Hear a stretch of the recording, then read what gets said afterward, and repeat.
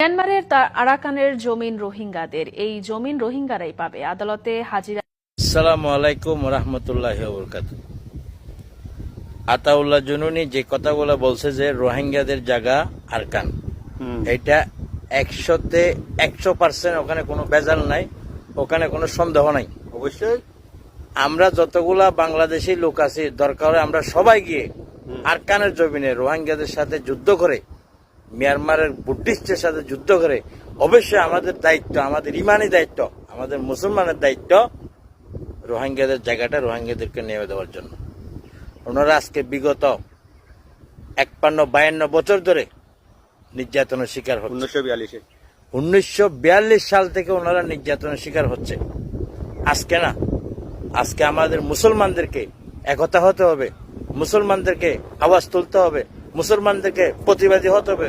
একজন মুসলমানের সাথে থাকতে হবে, সাহায্য করতে হবে, সহযোগিতা করতে হবে। কেন আপনারা আতাউল্লাহকে এখনো ছেড়ে দেন নাই?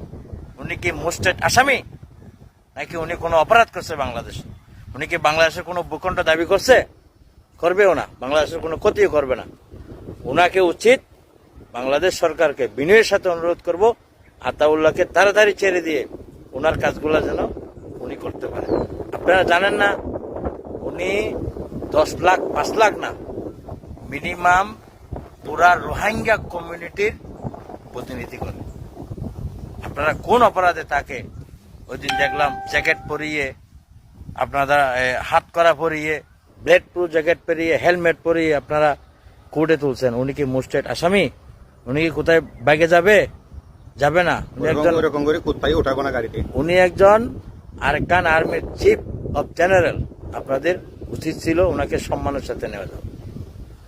আমি একজন বাংলাদেশের নাগরিক হিসাবে, আমি একজন মালয়েশিয়ার প্রবাসী হিসাবে, আমি একজন মুসলমানের দাবিতে, আমাদের সরকার প্রধান মুসলমান, আমাদের রাষ্ট্রপ্রধান মুসলমান, আমাদের আইন উপদেষ্টা মুসলমান, আমরা 70-90% মুসলমানের দেশে আমরা বসবাস করি। আমি একজন মুসলমানের দেশের সন্তান হয়ে, আমি একজন মুসলমানের সন্তান হয়ে, আমি একজন ইমানি দায়িত্ব কখনো বলতে পারবো না।